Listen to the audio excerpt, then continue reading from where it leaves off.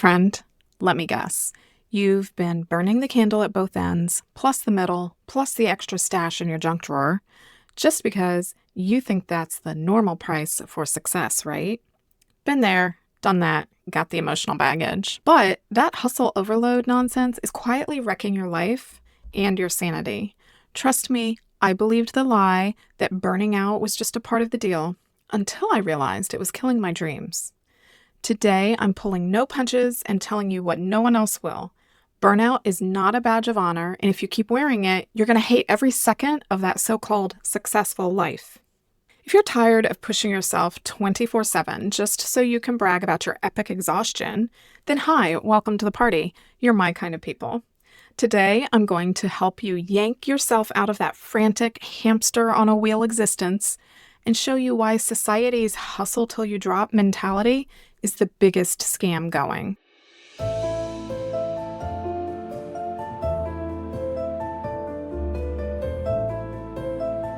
Hi, I'm Melanie, rebellious mom, professional no bullshit giver, and champion of doing life on your terms. I help multi-passionate, often overwhelmed humans ditch the outdated scripts and break free from those suffocating expectations. Sound like something you need? Then hold on to your seat or your coffee or your dog, whatever works, because we're about to break down the myth that more work equals more worth. By the end of this, you'll either be tossing that hustle checklist in the trash, or at least rethinking why you're in such a mad rush to be worn out. You ready for this? Let's go. So what does burnout really look like? First off, burnout isn't just feeling sleepy at 2 p.m. and guzzling caffeine like it's holy water. Burnout is the special kind of soul-sucking exhaustion where you're basically a zombie in yoga pants wandering around the house wondering, what day is it? I've done it. Maybe you have too. I was up at 5 a.m. every day, convinced that I could outwork my self-doubt. I got more done in the sense that I typed a bazillion words a minute, but after a while, I couldn't remember which project was which. By 3 p.m., I was so fried, I started crying because the Wi-Fi went down for 5 minutes. Yeah, that level of a meltdown is a pretty sure sign that something's off, right? Picture driving a janky car that's been running on fumes for weeks. You're ignoring the blinking light on the dash, telling yourself you can probably make it a little farther. And you end up on the side of the road cursing your bad decisions. Sound familiar? Have you ever caught yourself crying over something completely ridiculous, like your coffee being cold, just because you were that exhausted? Yeah, me too. So society has sold us a huge lie. And that is, if you're not half dead by the time you reach your goal, you didn't earn it. Like, excuse me, are we in the medieval times? Must we flog ourselves to prove worthiness? But where does it come from? Look around. Instagram entrepreneurs who never sleep, motivational quotes telling you to grind until your eyes bleed. It's like we glorify struggle for struggle's sake. Honestly, this hustle hype is basically just recycled corporate fantasy.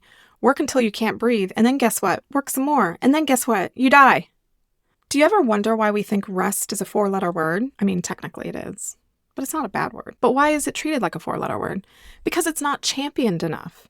Everyone's too busy telling you how to squeeze 30 hours of productivity out of a 24-hour day. And if you're too exhausted at the end of it to enjoy anything, is that really success or is it just self-torture? Here's an action tip for you. Take a sticky note and write down the top 3 times in your life when you felt pure joy.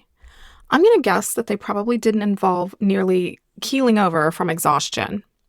Keep that note where you can see it as a reminder that success doesn't have to look like a grindhouse horror flick. So what are some warning signs that you're on the brink of that burnout? Let's just call these your red lights of doom. First thing is constant fatigue. You could sleep for a week and still wake up feeling like an extra in The Walking Dead. Second thing is loss of enthusiasm. That project that you used to geek out over now makes you want to yeet your laptop out the window. The third thing, irritability. You snap at your neighbor because they said hi too loudly. Suspicious? Possibly. But that's your nerves talking. The fourth is physical symptoms. Headaches, body aches, the inability to form coherent sentences. The fifth is escapist behavior.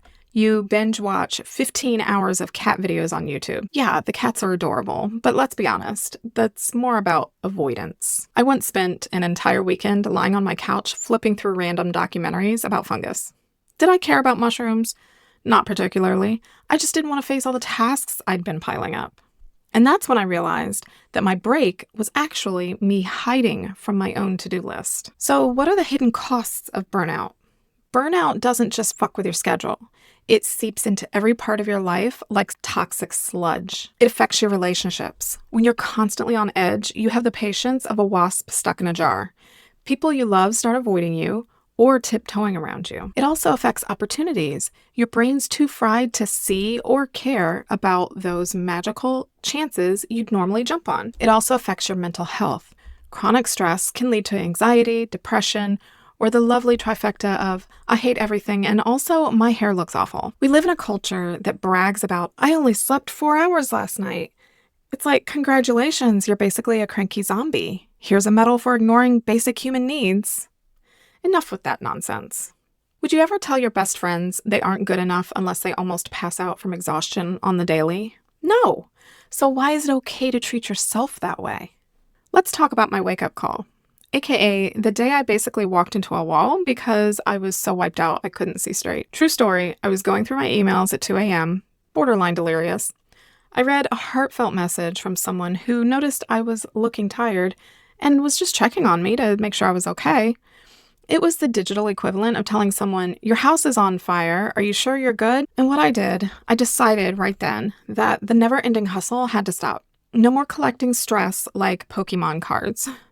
I needed to remember what life was like before being busy became my entire personality. The first thing I did was I slept in. Revolutionary, I know. But that one act of defiance against hustle culture brought a flood of clarity. The next day, I actually had the energy to do the important stuff and even enjoy it.